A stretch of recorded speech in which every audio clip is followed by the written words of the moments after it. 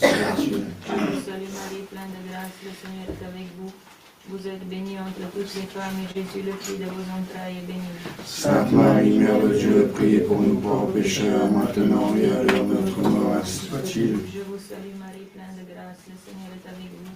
Vous êtes bénie entre toutes les femmes, et Jésus, le fruit de vos entrailles, est béni. Sainte Marie, Mère de Dieu, priez pour nous pauvres pécheurs, maintenant et à l'heure de notre mort, ainsi soit-il. Je vous salue Marie, pleine de grâce, le Seigneur est avec vous.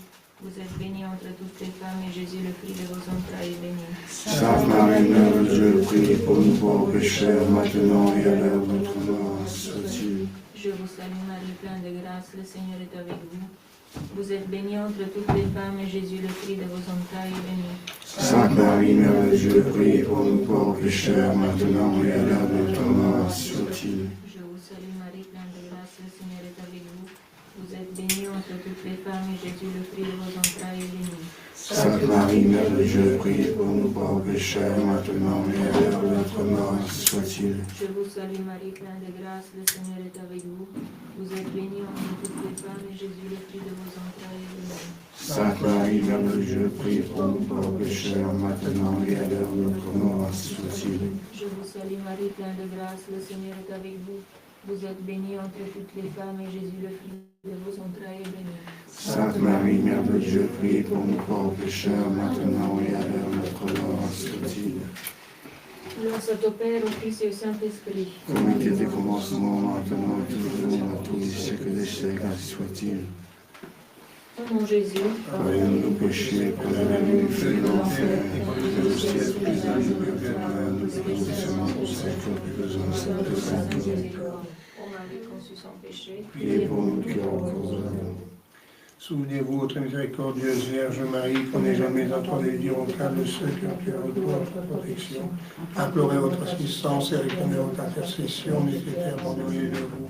Animée d'une pareille confiance, je cours vers vous. Ô Vierge des Vierges, notre Mère, je viens à vous. Et gémissant sous le poids de nos péchés, je me prosterne à vos pieds.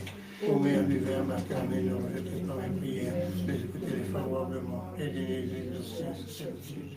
Cœur sacré de Jésus, Cœur sacré de Jésus, Et chez nous, Saint Pierre, priez pour nous, Saint Paul, priez pour nous, Saint Jean, priez pour nous, Sainte Marie, priez pour nous, Saint Joseph, priez pour nous. et pitié de nous, Seigneur, et pitié de nous, et pour la main de Dieu, les âmes des fidèles passées au ciel. Les Pères, les Fils, et les Pères.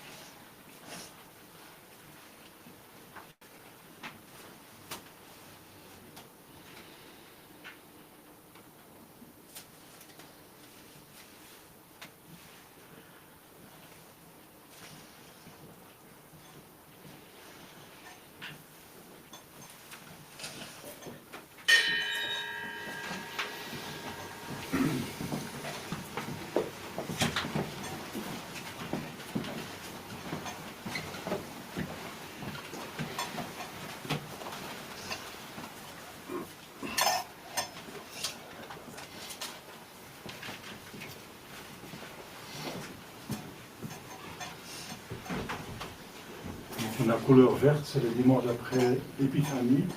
Ils sont parallèles au dimanche après la Pentecôte. Donc il y a le Kyria les 11 cette fois-ci. Et voilà, donc il y a autant de dimanches après l'Épiphanie que on s'approche de la date de Pâques qui peut différer un mois. Donc il y a plus ou moins de dimanches après l'Épiphanie. Ça dépend de la date de Pâques. La Pâques se fait après le premier dimanche, après la première pleine lune, après le début du printemps. Donc ça dépend de la lune. On peut changer un mois, on a un mois à change. C'est pour ça que la date de Pâques peut différer d'un mois. Donc la Pâques, c'est entre le 21 mars et entre le 21 avril. Et s'il y a plus ou moins de... Si la Pâques est tard, on a plus dimanche après l'Épiphanie et moins après la Pentecôte. Et si la Pâques est plus tôt, on a moins dimanche après l'Épiphanie et plus après la Pentecôte. Maintenant, pour ceux qui ne savaient pas, s'il vous plaît.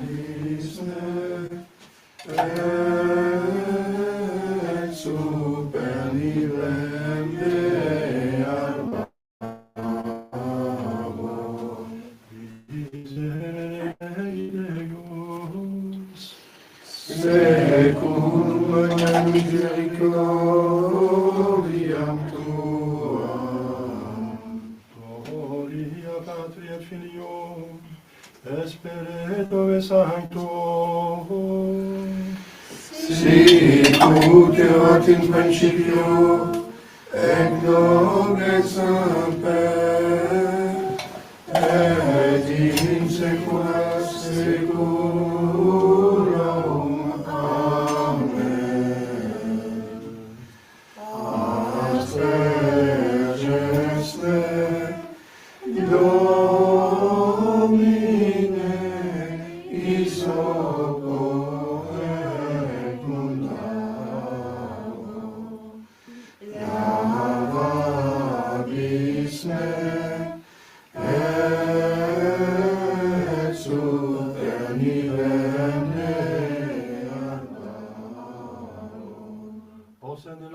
Domine, misericordiam tuam.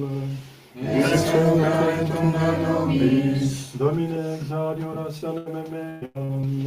Et clamam meus sanctem beniam. Dominus vobiscum. Et cum spiritu tuo. Oremus. Exaude nos Domine sancte Pater omnipotens aeterne Deus. Permite dignere sanctum angelum tuum de celis. Et custodiat, foveat, protegat, visitet que defendat. Omnes habitant in hoc habitaculo, per Christum Dominum nostrum. Amen.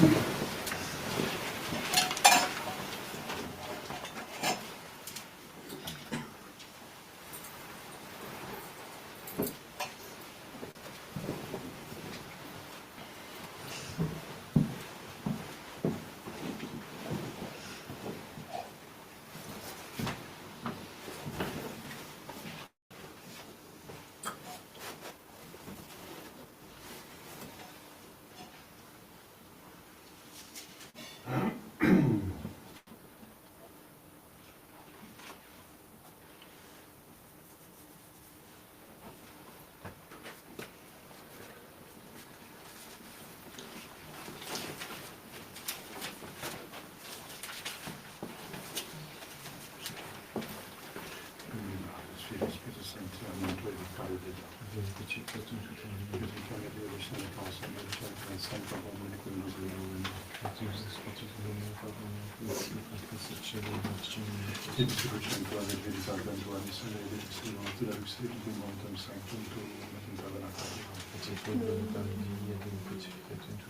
Confite voti vincite la Deus Deus meus, facem meu prato das meus. Gloria Patris, Filio et Spiritus Sancto.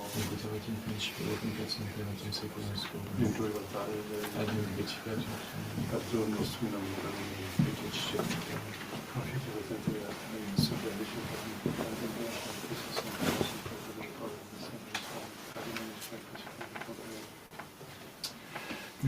mea culpa, mea maxima culpa. Io pecor beata me noxa, scenda timicula mercando, mea tema piston. Sancto posto spiritu Paulus, sancta vos catedra primera, Evangelii nostrum. Misericors Sanctatis, Scatis, Vitam Aeternam. Confiteor Domini. Beatum Chiara Congelum, Beatum Magiste, Sancta Apostolic Spiritum Borum, Sanctis Testamen Volto Pere, mea culpa, mea maxima culpa. Io prego, Beata Maria, Santa Virgine, Beatum Chiara Congelum, Beatum Magiste, Sancta Apostolic Spiritum Borum, Omnis Sanctus Spiritus, orare pro mea Dominum Deus. Amen. Deus, remissis peccatis, resis predicat volus vitam aeternam. Amen. In redention nostrum, peccatori nostrum, libera nobis omnipotens et misericordia Deus. Amen. Deus tu conversus vivificaris nostrum. Posse de nobis Domine misericordiam tuam. Et salutem. Domine exaudi orationem meam. Dominus vobiscum. Et usque tuum. Oremus.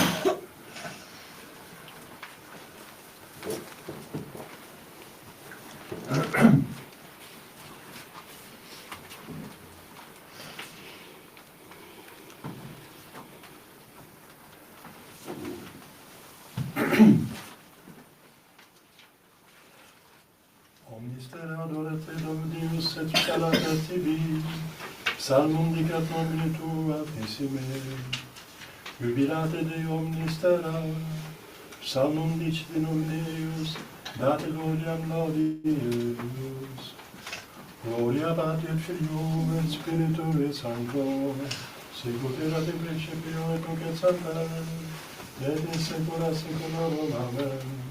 Omnister adorate Deus, et salativi Psalmum dicat nomine tua altissime. Kyrie eleison.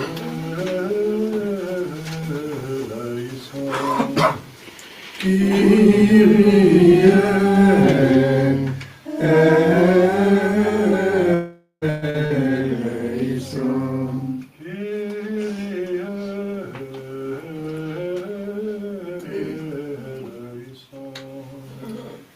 Christe eleison.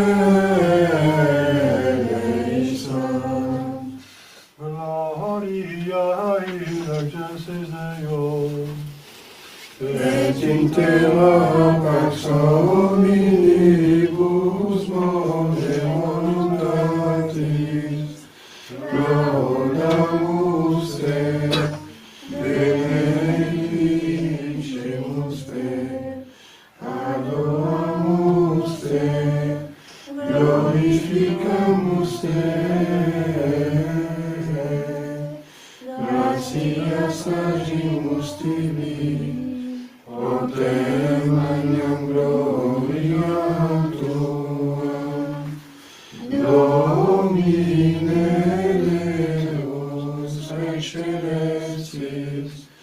Deus Pater omnipotens, Domine Filii unigenite, Iesu Christe, Domine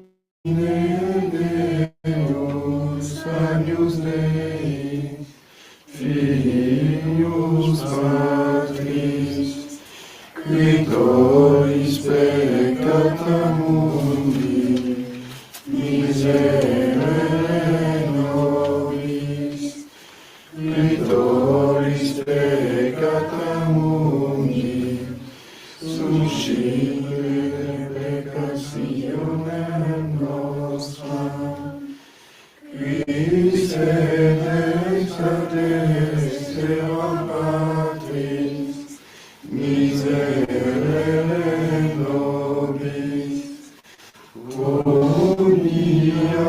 Tu solus sanctus, tu solus Dominus, tu solus Altissimus, Iesu Christe, cum Sancto Spiritu, in gloria Dei, Patris.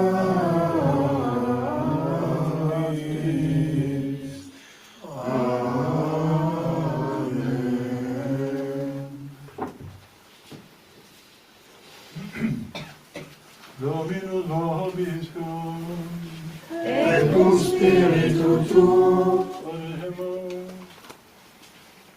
Omnipotens semper Deus, qui celestia simul et terra moderaris, supplicationes populi tui clementum exaudi, et pacem tuam nostris concede temporibus, per Dominum nostrum Iesum Filium tuum, qui te confite plena pietatis per sanctitas, per omnia saecula saeculorum. Amen. Lectio Christi Vitalia Consigna Romanos.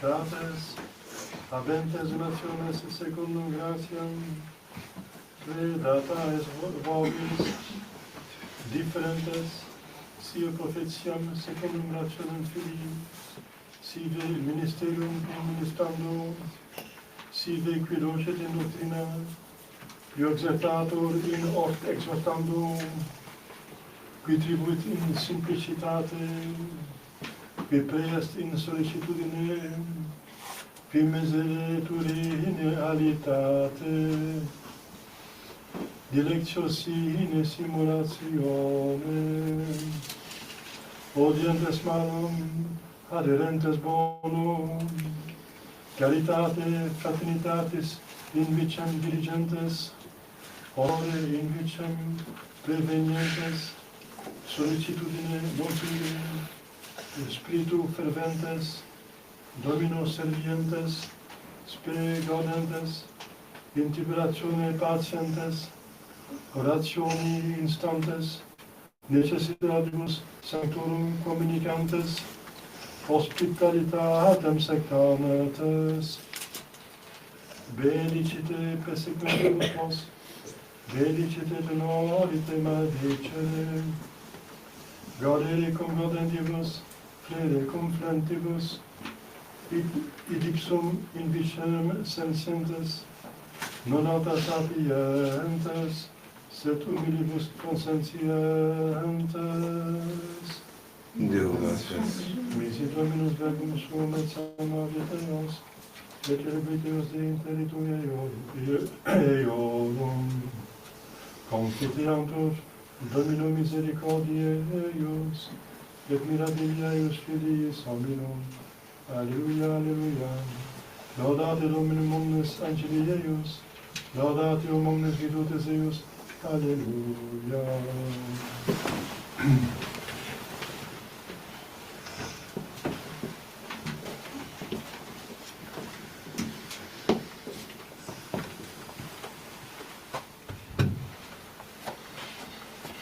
Dominus vobiscum, et cum spiritu tuo, Sequentia Sancti Evangelii secundum Ioannem. gloria tibi Domine, In illo tempore nuptiae facte sunt in Cana Galileae, et erat mater Iesu ibi. Vocatenes autem Iesus et disciplios ad nuptias, et deficiente vino ditit mater Iesu ateum, et vinum non habent. Et dicite Iesus, quid mici et tibi es mulier, non venitur a mea. Dicit mater eius ministris, quodcumque dixit vobis facite, erantatem ibi lapides exposite secundum purificationem Judeorum, capientes singuli metetas binas veterenas. Dicite Iesus, implete idrias aqua, et implevirunt eas usquat sumum. Et dicite Iesus, horrete nunc, et fete architectinom, et tulerunt. Ut autem gustavit architectinus aquam vinum factam, et non sciebat unde esset, ministratem sciebant, qui hauserant aquam, vocas sponsor architectinus edicitei, omnis homo primum bonum vinum ponit, et cum inebriati furint, tunc codeterius est. Tu autem servasti bonum vinum usque ad hoc. Hoc fecit initium Signorum Iesus in Cana Galileae, et manifestavi gloriam suam, et crediderunt in eum discipuli eius. Nostre Christe.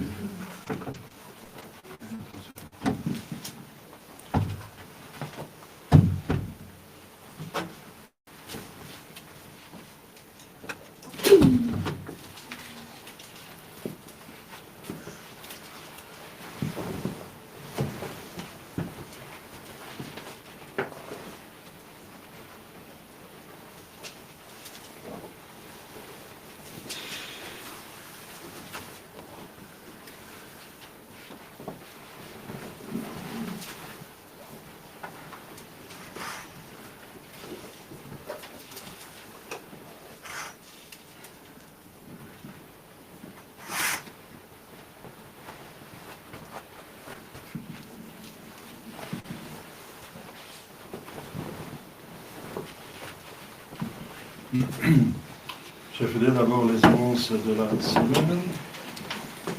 Aujourd'hui, le deuxième dimanche après l'Épiphanie, donc la fête des rois mages, l'Épiphanie c'est la fête des rois mages.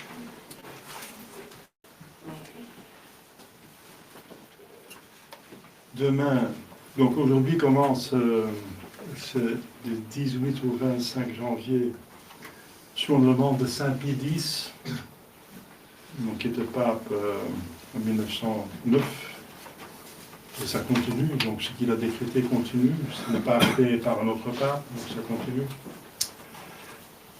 Une prière, nous sommes invités à faire une prière d'octave, ça veut dire 8 jours, une octave, 8 jours, pour le retour des chrétiens séparés de l'unité romaine. Alors l'unité romaine, ce n'est pas ceux qui sont à Rome, parce que là, ce sont plutôt des satanistes, pas des lucifériens, des illuminati, mais ceux qui ont gardé la foi des papes romains, qui ont utilisé leur infaillibilité. C'est ça que ça veut dire. Romanité, ça veut dire qu'on accepte les papes, les vrais papes. Ils sont ceux qui sont restés fidèles, bien sûr, et il y en a beaucoup qui sont partis. Toute l'Église avant-conciliaire, en quantité, n'est-ce pas, en membres, sont partis pour 99,9%, encore plus. On voit ça aux évêques, il y avait 2 évêques qui ont gardé la foi, de 2500 qui étaient dans le concile. Voilà, et après, il y a encore ceux qui sont schismatiques, parce qu'ils acceptent des antipapes. Un schismatique n'est pas catholique, arrêtez dans votre catéchisme. Un schismatique, c'est celui qui refuse l'unité avec un vrai pape, ou accepte un faux pape. Accepter un faux pape, c'est déjà en avance refuser un vrai pape, parce qu'on ne peut pas avoir deux papes. L'Église, ce n'est pas un monstre à deux têtes, n'est-ce pas? La fraternité, elle va plus loin, elle dit qu'il y a une tête et deux églises.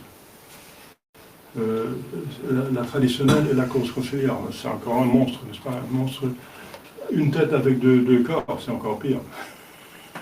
Incroyable ce qu'on invente pour justifier ces positions, n'est-ce pas? Voilà, donc on prie pour... ça veut dire qu'ils doivent tous revenir à la foi de 2000 ans. La foi qui ne change pas parce que Dieu ne change pas. Et il faut prier, il faut prier hardiment, hein, pour que, et nous-mêmes qu'on garde la foi, et ensuite que les autres la retrouvent. Demain, lundi, c'est de la féerie, de la mémoire de Saint Marius et ses compagnons, martyrs, et Saint Canute, roi de Danemark, martyr. Prions pour le Danemark parce que le Groenland appartient au Danemark. Hein. Il y a une guerre qui se annonce. Trump a décidé de s'emparer de Groenland. Eh bien, c'est annexé, je ne sais pas quoi, combien de milliers de kilomètres ou de dizaines, de centaines de kilomètres carrés, n'est-ce pas, qui appartient à notre pays, de l'OTAN. Donc il casse l'OTAN, c'est important. S'il casse l'OTAN, il y a une bonne nouvelle, s'il casse l'OTAN, on ne craint plus la guerre avec la Russie. L'Europe est cassée, un peu plus résistée à la Russie, donc il n'y aura pas de guerre avec la Russie, ça c'est la bonne nouvelle. Voilà. Pour le reste, je ne parle pas de politique, mais s'il y a des guerres la guerre, c'est quand même... L'Église prie pour la paix, hein, n'est-ce pas? La guerre, c'est le pire qui peut exister au niveau naturel. Au niveau individuel, c'est la santé. Au niveau collectif, c'est la guerre qui est le pire qui peut arriver. Le pire. La paix, c'est une grâce, comme vous savez. Mardi, Saint Fabien, pape, et Saint Bastien, tous les deux martyrs. Mercredi, Sainte Agnès, vierge et martyr. Ailleurs, c'est Notre-Dame de Altagracia, notamment en République dominicaine. Ça veut dire de la grâce haute, de la haute grâce, mais grâce excellente, comme la persévérance finale, ça vient de la Sainte Vierge Marie. Ça ne peut pas être donné par n'importe quel saint.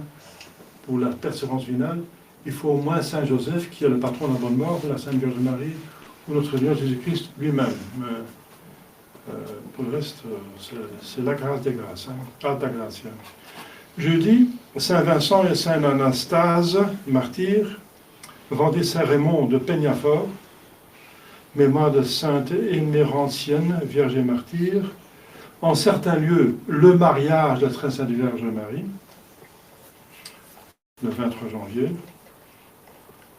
Ah oui, si elle va bientôt concevoir le 25 mars, elle était fiancée quand elle a conçu. L'Église suit un petit peu la chronologie. Donc elle était, parce que il y a mariage ici, parce que comme vous savez, les fiançailles pour les Hébreux à l'époque, c'était un mariage. Et le mariage lui-même, ce n'est que la cérémonie du mariage. Mais après, avec les fiançailles, ils étaient déjà mariés. Donc c'est la différence avec nous. Si on se fiance, si on se fiance,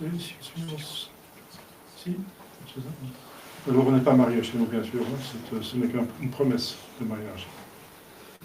Samedi, Saint Timothée, évêque et martyr, c'est un jeune qui avait les capacités, qui était sacré évêque par Saint Paul. C'est pour ça qu'il y a des lettres de Saint Paul à Timothée, parmi les livres de Saint Paul. Dimanche prochain, le 3e dimanche après l'Épiphanie. Alors, il y en a combien?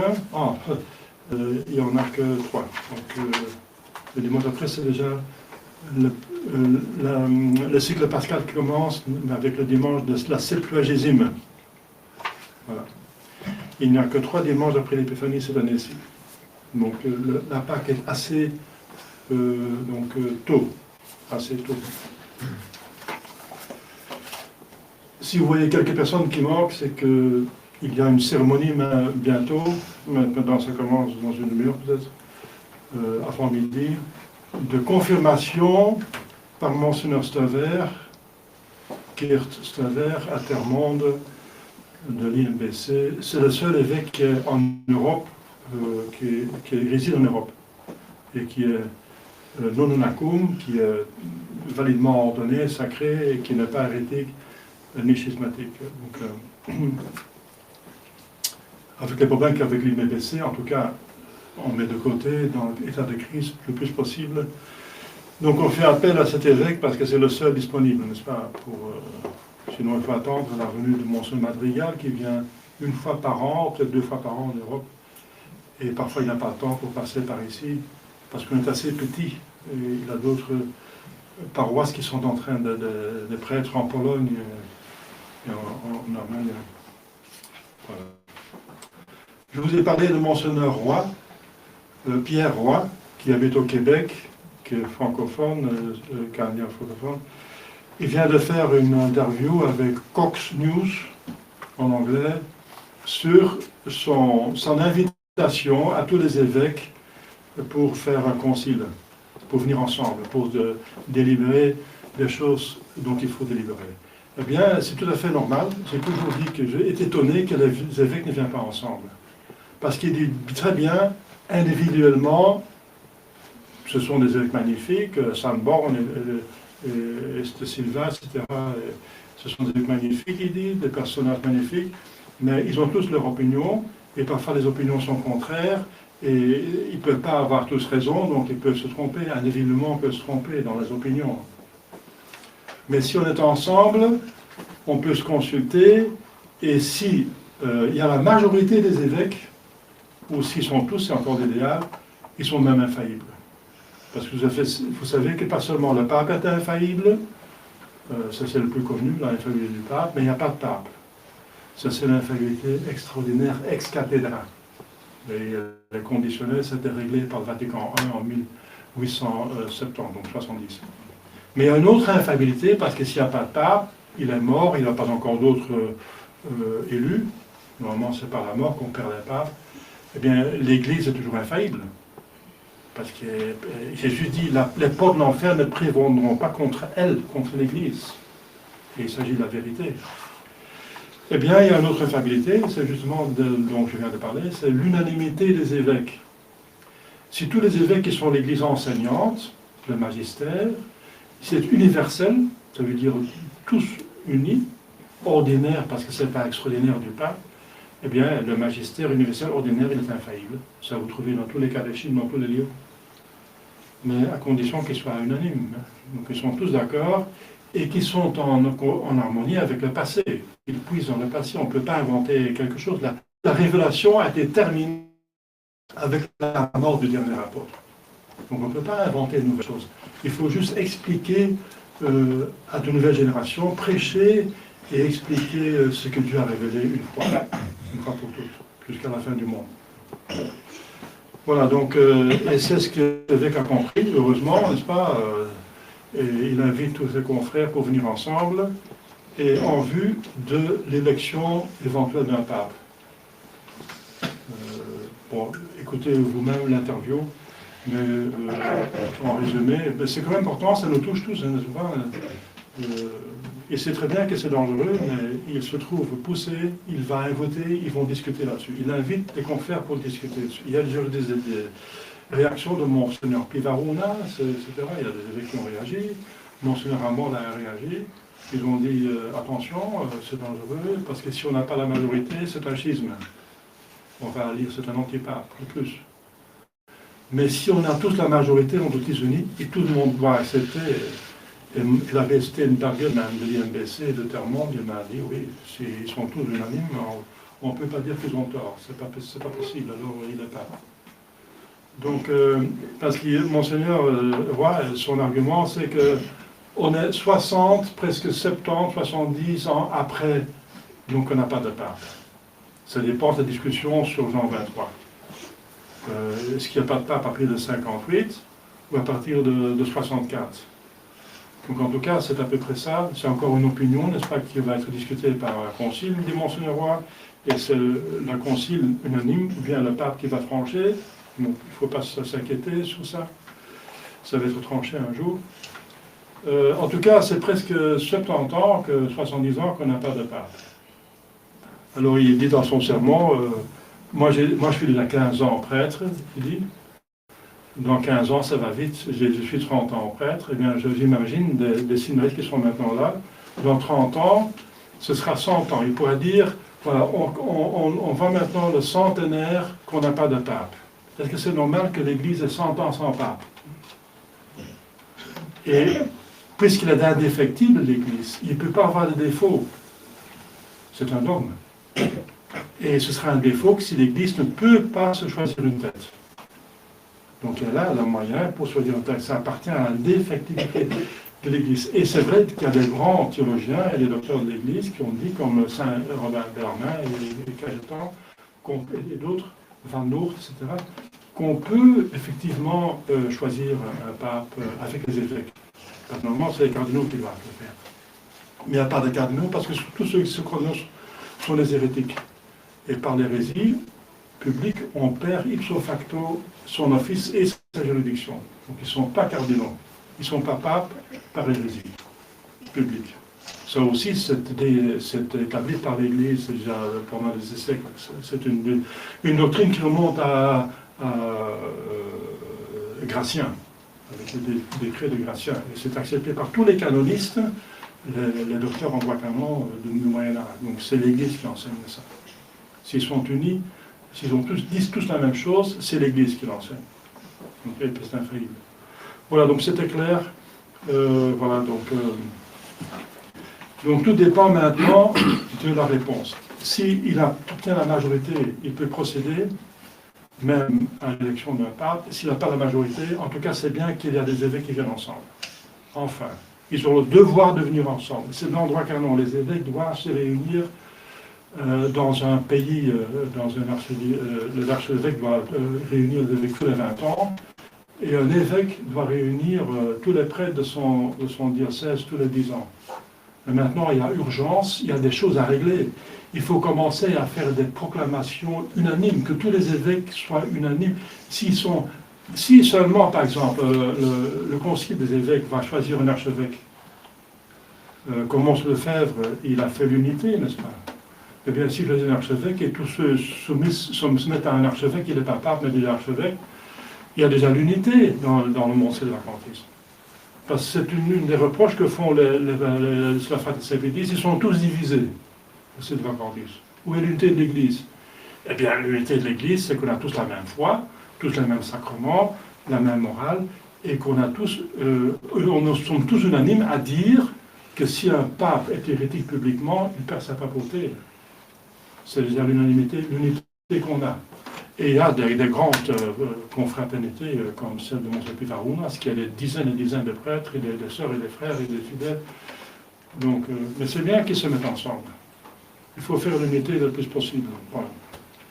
Donc s'il n'y a pas un pape, au moins il y a déjà une unité partielle qui se fait, et ça va dans le bon sens. Parce que c'est une propriété de l'Église qu'elle est une. Voilà. Et l'État infaillible est indéfectible. Avec ça, vous pouvez résoudre tous les problèmes. Donc il faut prier pour la grâce. Donc, sinon, c'est une voie extraordinaire, c'est que Saint-Pierre va descendre sur terre pour désigner un pape. Mais si on a le pouvoir de le faire soi-même, on doit le faire soi-même. Il ne faut pas attendre un miracle si on a le pouvoir de le faire soi-même. Voilà, c'est pour vous informer, c'est quand même important. Priez pour cela, s'il vous plaît. Au nom du Père et du Fils et du Saint-Esprit, ainsi soit-il. Eh bien, je reviens à l'évangile d'aujourd'hui. Je pourrais faire un sermon d'une heure, parce que c'est un évangile très riche.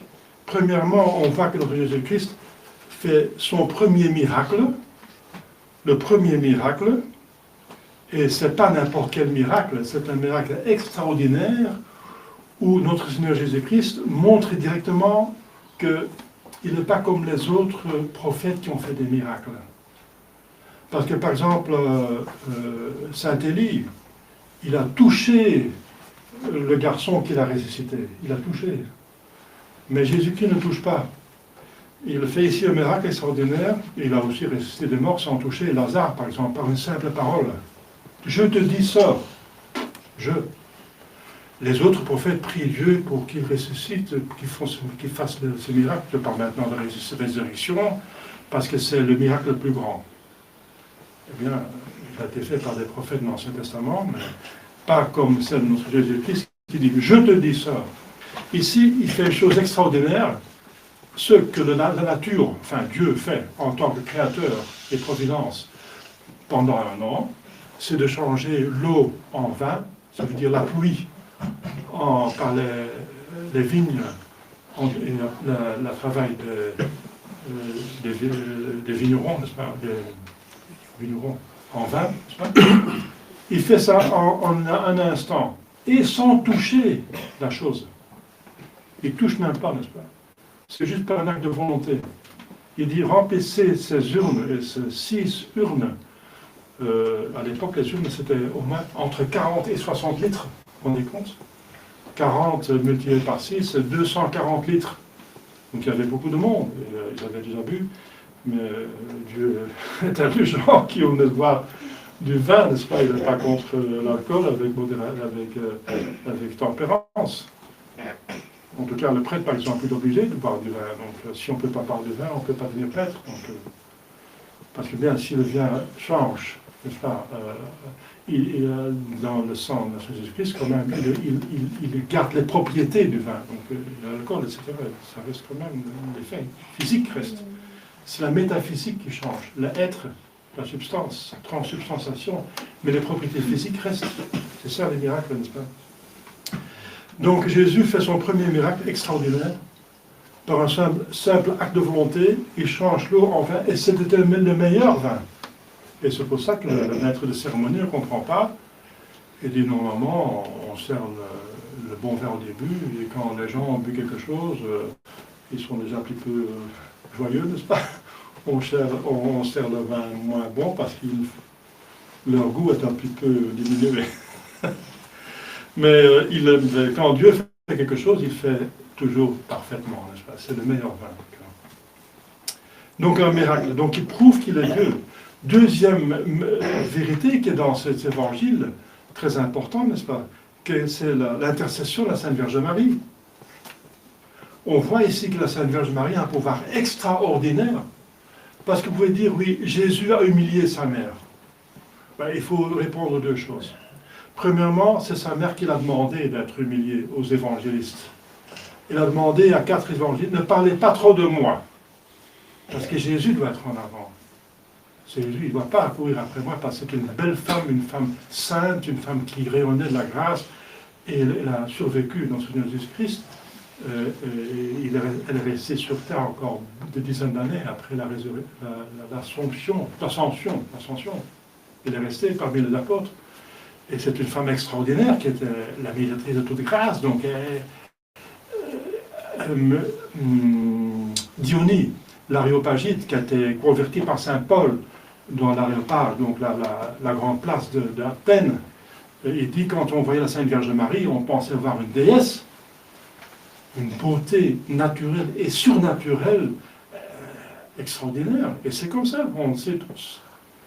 C'est la pièce maîtresse de Dieu, créateur et rédempteur. Et elle voulait s'effacer, parce que ce n'est pas elle. Elle n'est que médiatrice entre elle et Jésus. Marie reporte à Jésus et Jésus à Dieu. Donc c'est ça, comment elle voulait s'effacer. Donc elle a demandé aux évangélistes de s'effacer le plus possible. Et elle priait, dit saint Louis de Montfort, c'est la première part de son traité de la dévotion parfaite de la Sainte Vierge Marie, elle priait tous les jours pour être plus humiliée, appauvrie et persécutée. C'est ça ce qu'elle demandait pour elle-même. Des occasions de mérite. Donc elle a reçu les humiliations, n'est-ce pas? Ça semble une humiliation que Jésus dit femme, qu'est-ce qu'il y a entre moi et toi?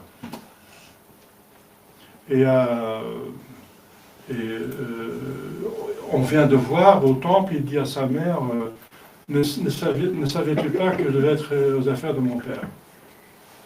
Et à la croix, il dit, femme, voici ton fils. Il dit même pas mère. Eh bien, la femme, ça veut dire, chez Dieu, ça a une autre signification de nous. La femme, c'est Ève. Elle est la femme. La femme a occasionné le péché, et c'est la femme, une femme qui doit réparer le péché. C'est pour ça que Jésus préfère de parler de femme, parce que vu son rôle de co-rédemptrice, ce que Jésus doit réparer de Adam, Marie doit réparer de Ève, femme, la femme. Donc, femme, c'est plutôt sa raison d'être. Elle devait, avec le nouveau Christ, le nouveau Adam, être la nouvelle Ève, qui répare la faute de l'ancien Adam. Voilà. C'est pour ça que Jésus préfère de parler de femme. Et la Sainte Vierge Marie demande aux évangélistes d'écrire ça, et pas autre chose. Et de parler très peu d'elle, et si on parle d'elle, c'est plutôt humiliant. Mais ce n'est pas humiliant. C'est humiliant, apparemment, en première vue, c'est humiliant. Mais si vous voyez bien, Jésus dit, qu'est-ce qu'il y a entre moi et toi? Mon heure n'est pas encore venue. Ça veut dire qu'il n'a pas encore décidé de faire des miracles maintenant, de se montrer qu'il est Dieu, qu'il est le Messie. Et après la Sainte Vierge Marie, c'est incroyable, elle dit, faites quand même ce qu'il va vous dire. Faites ce qu'il va vous dire. Donc elle sait qu'elle va être exaucée. Donc Jésus, il est Dieu, parce qu'il dit entre toi et moi, qu'est-ce qu'il y a entre toi et moi? Eh bien sûr, moi je suis ton fils au niveau naturel, mais au niveau surnaturel, je suis ton Dieu. Hein, donc vous n'allez pas, vous pouvez me commander en tant que mère son fils dans les choses naturelles, mais pas au surnaturel, c'est moi qui décide. La rédemption, c'est moi qui décide.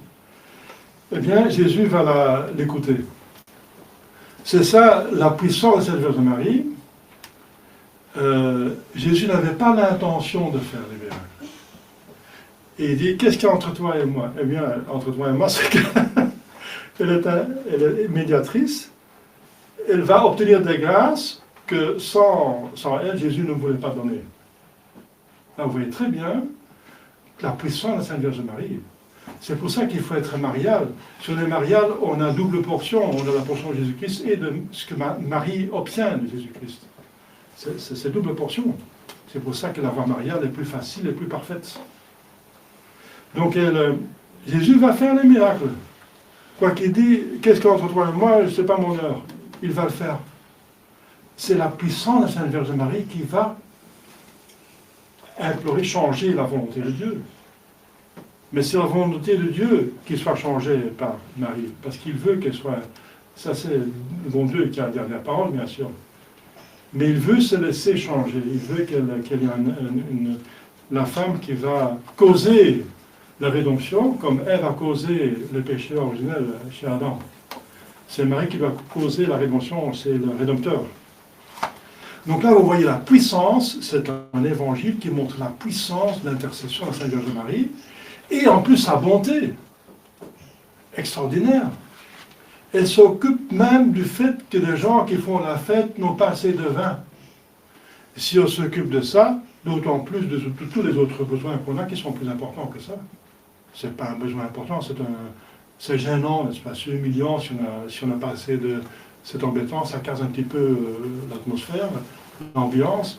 Et si tout d'un coup, c'est en plein fête, parce qu'il fêtait plusieurs jours, là, hein, le mariage était fait pendant plusieurs jours, et on passait la nuit, donc c'était une plus grande fête.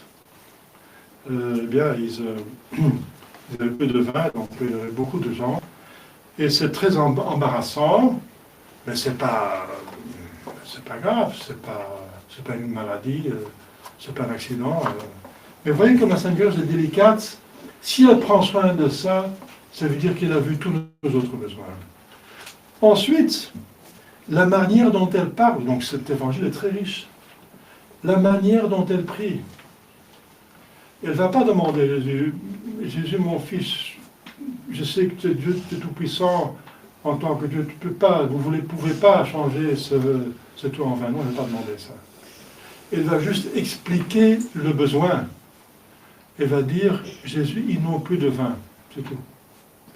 Elle fait donc confiance à la bonté de Dieu. Il ne faut même pas demander. Jésus dit, Dieu sait d'avance dont vous avez besoin. Mais il veut que vous demandez, parce que demandez, priez, frappez, on vous ouvrira, cherchez, vous trouvez. Donc il faut faire l'effort. Mais Dieu sait déjà en avance de ce dont vous avez besoin, beaucoup mieux que nous-mêmes. Donc la Sainte Vierge Marie, elle fait un acte de confiance extraordinaire. Elle veut dire, ils n'ont pas de vin, c'est tout. Juste montrer le besoin qu'ils ont. Et c'est une manière de prier, de demander quelque chose de très délicat, très humble. Donc c'est magnifique cet évangile, n'est-ce pas? C'est très riche, n'est-ce pas? Et ensuite, je préfère un autre sermon sur le mariage. Il y a les pères d'Église qui disent qu'ici, notre Seigneur Jésus-Christ a institué le mariage comme sacrement. Comme sacrement. Parce que le mariage existait à partir d'Adam et Ève. Ça appartient à la nature humaine. Ils faisaient homme et femme, et ils étaient déjà, Ève et criait mariés. Mariés. C'était leur devoir de se marier parce qu'ils étaient deux hommes, ils devaient se multiplier. S'ils ne se mariaient pas, il y avait pas l'humanité aurait péri. Ils avaient le devoir d'avoir des enfants. Donc vous voyez que le mariage, c'est une institution naturelle. Et il faut des mariages, sinon pas des enfants. Et c'est la mort de l'humanité. C'est pas possible. Donc il faut des mariages, mais puisque la nature est tellement forte qu'il y a forcément des gens qui vont se marier, alors il faut plutôt faire l'effort pour le célibat, si vous avez cette vocation, n'est-ce pas? Le célibat devient plus important et plus digne après la chute. Après la chute, c'est bien de s'abstenir même des choses permises, n'est-ce pas? Par amour de Dieu, c'est le célibat, mais il faut avoir la vocation pour cela. Jésus dit, ceux qui sont des oreilles au côté, il faut la vocation pour cela. Tout le monde doit suivre sa vocation. Mais en soi, c'est plus digne de rester non marié pour être mieux au service de Dieu et du prochain par amour de Dieu. C'est évident. C'est pour ça que l'Église a imposé aux prêtres le célibat, quoique en soi, c'était pas nécessaire, parce que Saint Paul parle que l'évêque doit être l'homme d'une seule femme. Il doit bien gérer sa famille, parce que s'il n'arrive pas à gérer sa famille, comment est-ce qu'il va gérer son diocèse? Donc même un évêque pouvait être marié, selon l'Écriture sainte. Mais Saint Paul dit, je préfère que tout le monde soit comme moi. Si on n'est pas marié, qu'on reste non marié. Et si on est marié, restez marié. Se marier, c'est bon, rester célibataire par amour de Dieu, c'est mieux. Mais tout le monde va suivre sa vocation. Parce qu'il vaut mieux se marier que de brûler de concupiscence, par exemple. Donc, ça c'est... Mais la concupiscence était déréglée à partir du péché, parce qu'avant le péché, il n'y avait pas de dérèglement de la concupiscence. C'était tout à fait dominé par la volonté libre. Mais après, tout ce qui était soumis à l'homme s'est révolté parce que, comme punition, parce que l'homme s'est révolté contre ce qui est au-dessus de lui, Dieu. Alors, il y en a des pères de l'Église qui disent que si c'est à Cana que Jésus-Christ a élevé le mariage au niveau de sacrement. Pourquoi? Parce que c'est nécessaire et c'est difficile. Le mariage est difficile. C'est difficile. Donc, de rester ensemble toute une vie, il faut un grand amour. Sans un grand amour, il ne faut pas commencer un mariage. Parce que l'amour couvre tout. L'amour supporte tout. Il faut un grand amour qui supporte tout, n'est-ce pas, de deux côtés. Et, sinon, il ne faut pas que... Et même avec un grand amour, c'est encore difficile. Parce qu'on a à peine à supporter nos propres vices, comment est-ce qu'un autre pourrait supporter nos vices? Et on est toute la vie confronté avec les vices de l'autre. Et bon, ça devient insupportable si on travaille tous les deux à enlever les vices, à augmenter les vertus. Et avec la grâce, c'est possible, certainement. Donc, voilà. Donc, mais Jésus a donc institué un sacrement, en fait un sacrement, c'est incroyable.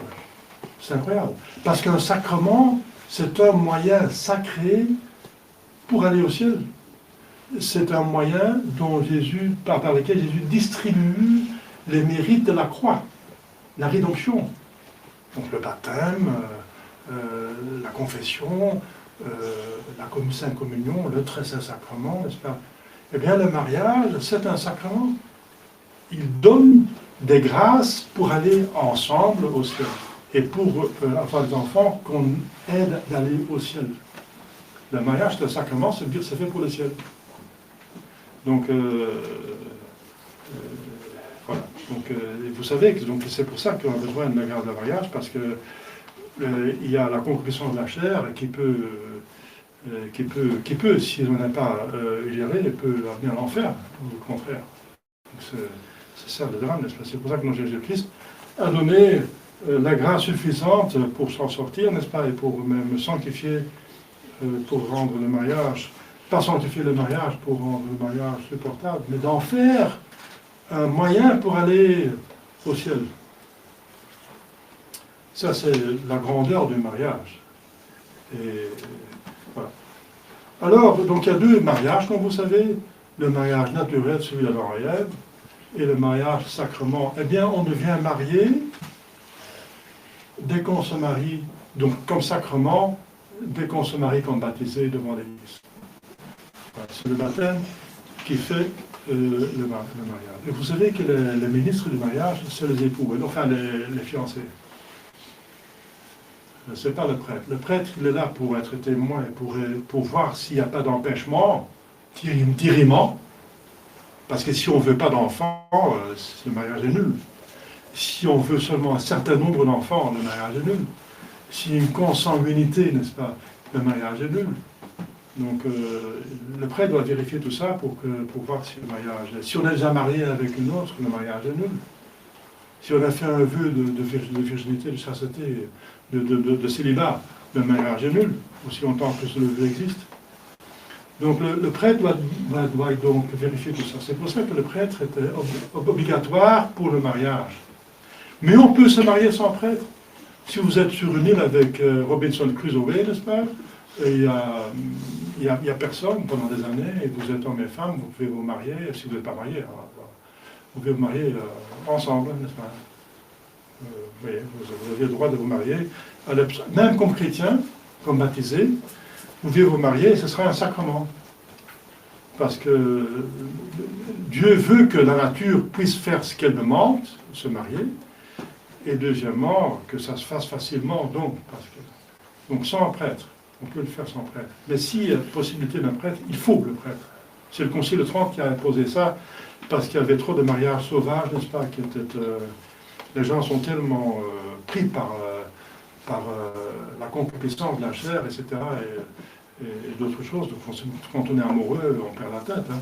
Donc, et les gens faisaient des bêtises, ils faisaient des mariages, coûte que coûte, même invalides. Donc, ça doit être vérifié par l'Église, pour rationaliser la chose, pour que ça soit pas d'autre. Donc, le mariage, c'est quelque chose d'extraordinaire.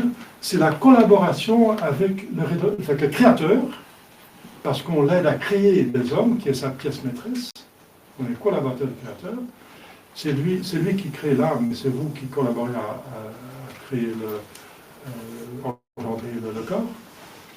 Et ensuite, vous êtes aussi collaborateur, n'est-ce pas, du Rédempteur, parce qu'il faut se sanctifier, c'est un sacrement pour aller ensemble vers le ciel, s'entraider. Si deux sont unis en mon nom, je suis parmi eux, donc il faut inviter dans ce Jésus-Christ.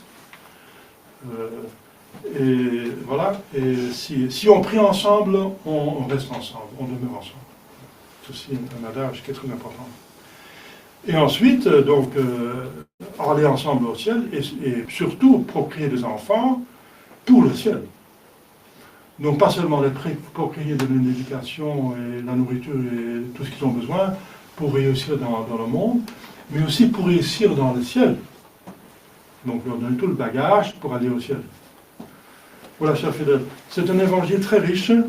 Demandons à la Sainte Vierge Marie pour bien comprendre et accomplir ça notre vie, au nom du Père et du Fils et du Saint-Esprit.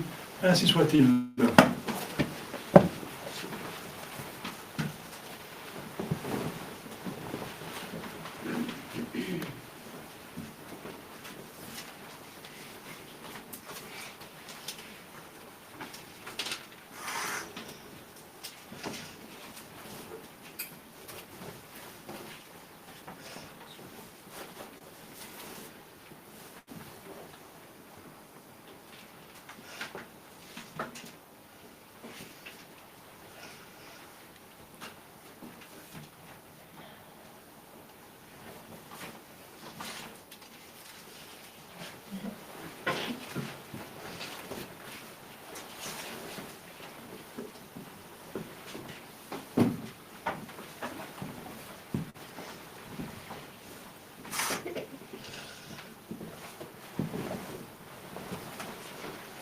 credo in nome Deum.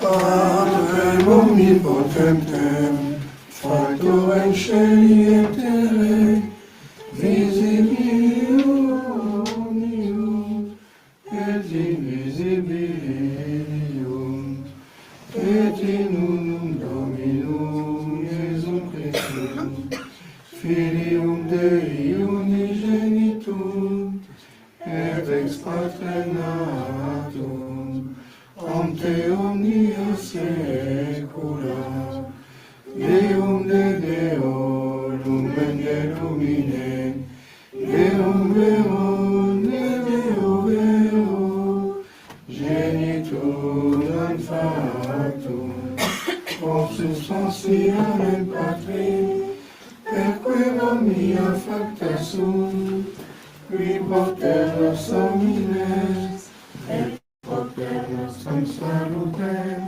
de gentile celis, et incarnatus est, de Spiritus Sancto, ex Maria Virgine, et omno factus est, crucifixus estiam pro nobis, sum Pontio Pilato, Passus et sepultus est, et resurrecta sia die, secum Scriptura, et ascendit in caelum, sedes ad exteram Patris, et in tegumentus extum gloria, judicare vivos et mortuos, cuius regnare definis, et in Spiritum Sanctum Dominum, vivificantem, qui ex Patre Filio et procedi, qui cum Patre et Filio simul adoratur, et quam glorificatur, in occultus est per prophetas, et unam sanctam catholicam, et apostolicam ecclesiam, confiteorum baptisma, in remissionem peccatorum, et expecto resurrectionem mortuorum, et vitam venturi seculi.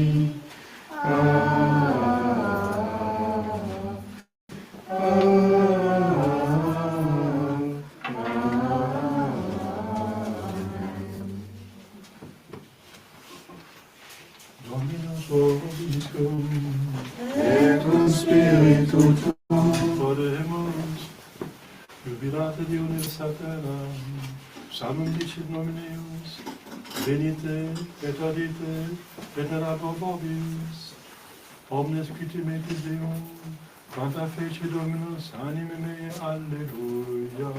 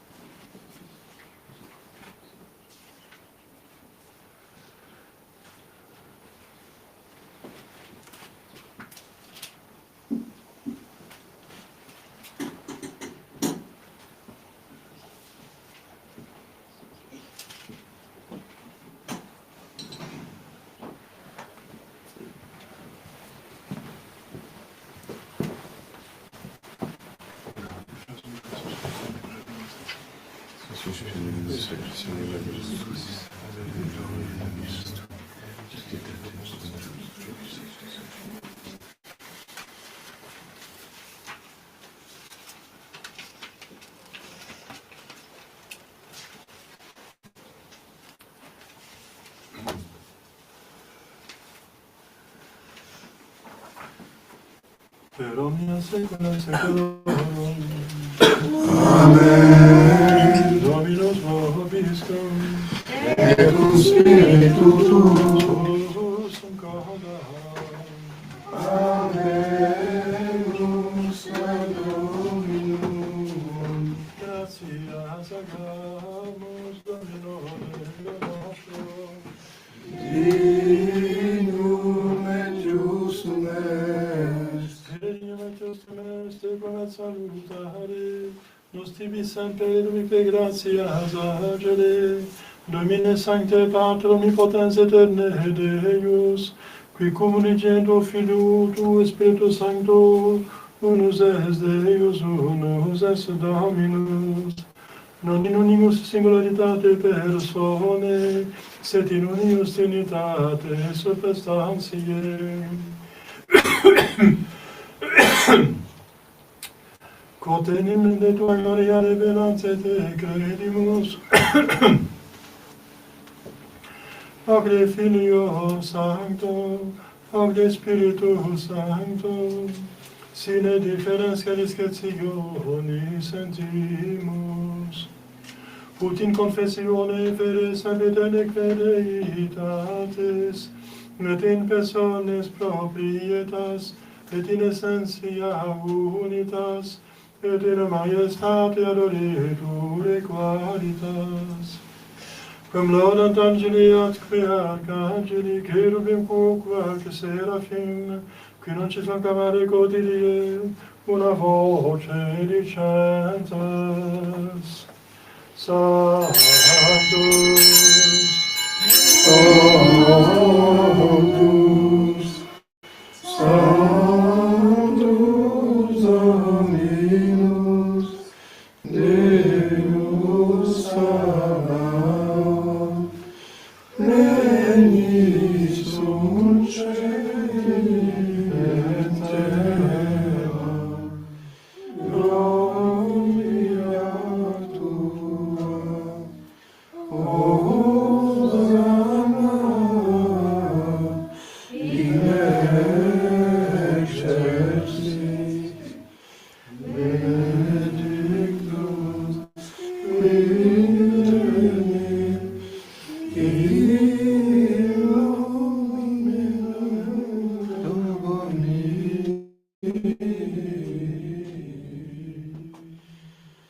Hosanna in excelsis.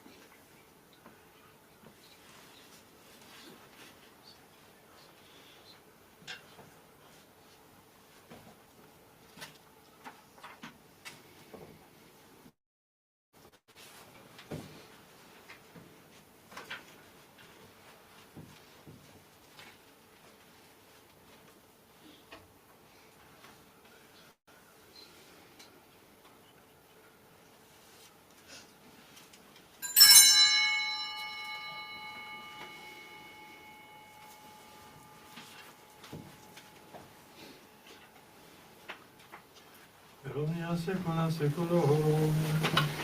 Amen. Oremus, receptis saltaribus monite, et divina institutione famate audemus dicere. Pater noster, qui es in celis, sanctificetur nomen tuum, adveniat regnum tuum, fiat voluntas tua, sicut in cielo et in terra. Panem nostrum quotidianum da nobis hodie, et dimite nobis debita nostra, sicut et nos dimittimus debitoribus nostris, et ne nos inducas in tentationem, Sed libera-nos a malo.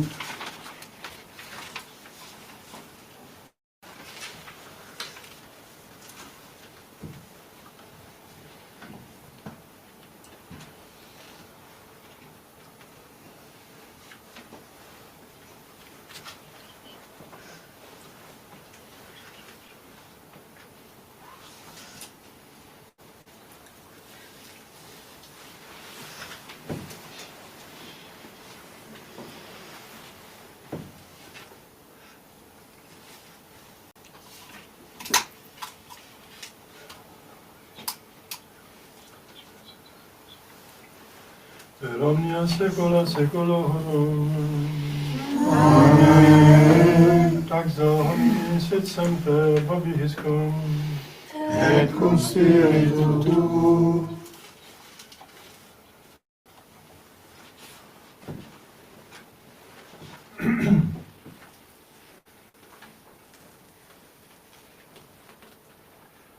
Agnus Dei, Qui tollis peccata mundi, miserere nobis. Agnus Dei, Qui tollis peccata mundi, miserere nobis. Agnus Dei, Qui tollis peccata mundi, dona nobis pacem.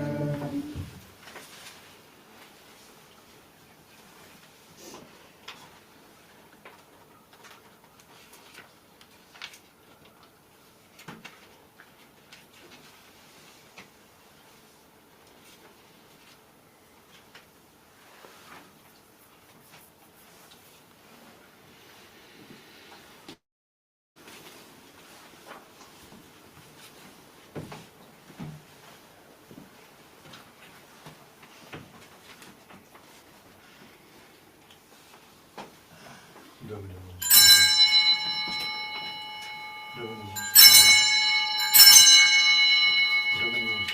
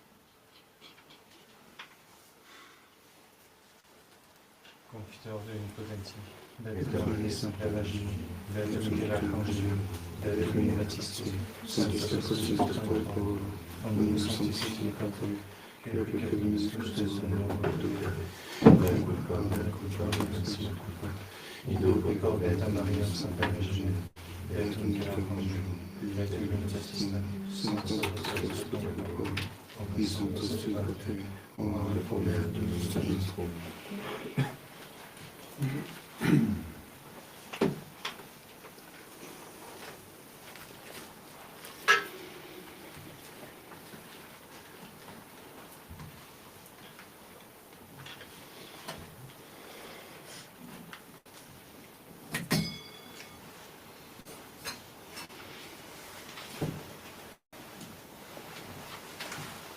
Misericorde Christi, omnipotens Deus, remissis peccatis vestis, purificator vitam aeternam. Indulgentiam nostrum, et in peccator et vobis, omnipotens et misericorde Dominus. Ecce Dei, et cipimus peccata mundi. Dominum sumimus vita subterrum meum, sed autem de verbo est sanctitum meum. Dominum sumimus vita subterrum meum, sed autem de verbo est sanctitum meum. Dominum sumimus vita subterrum meum, sed autem de verbo est sanctitum meum.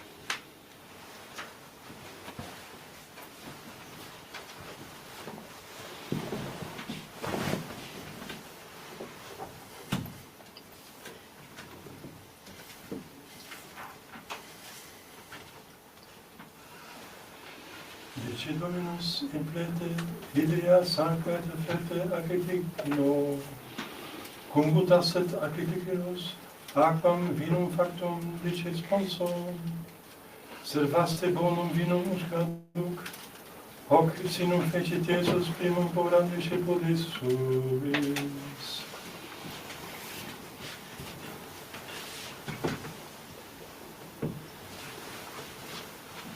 Dominus vobiscum, et cum spiritu tuo, oremus, audiatur nobis Christus Domine provituris operatio, ut divinis vegetate sacramentis, ad euro promissa capienda, tuum unere preparemus, per Dominum nostrum Iesus Christum Filium tuum, qui te confides in activitate Spiritus Sancti Deus, per omnia saecula saeculorum. Amen.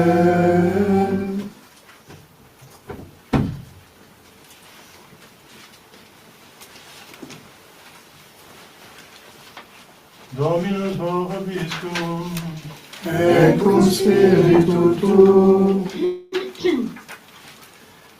Ite missa est. Deo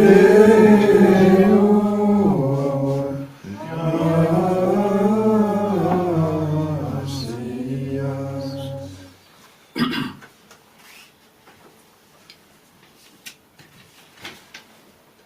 Dedicatus omnipotens Deus, Patris Filius, Spiritus Sanctus.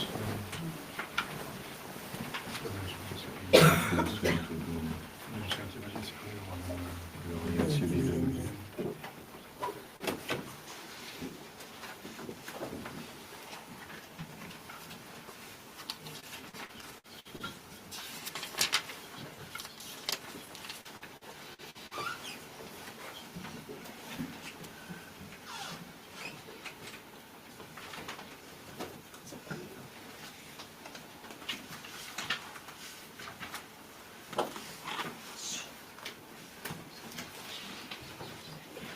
Donc là,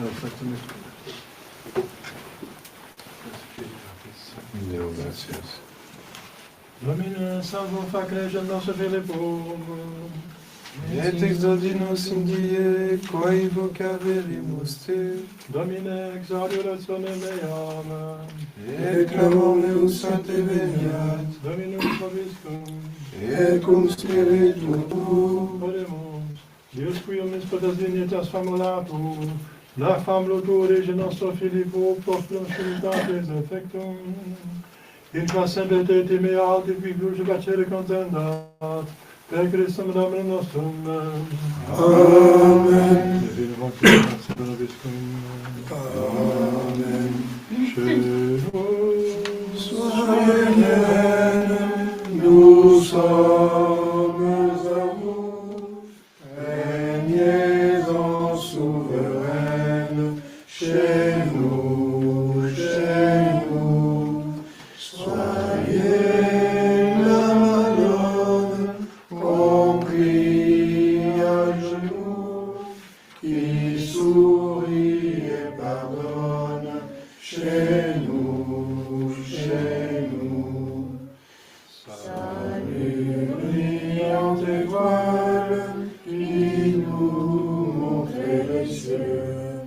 Par vous Dieu se dévoile, jetez sur nous les yeux.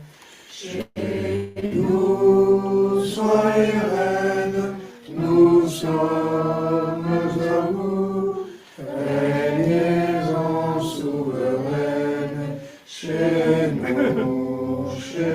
nous, soyez la Madone, compris à genoux, qui sourit et pardonne. Chez nous,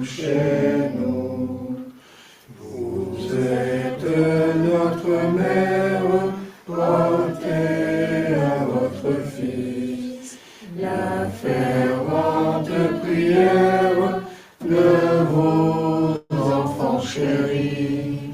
Chez nous, soyez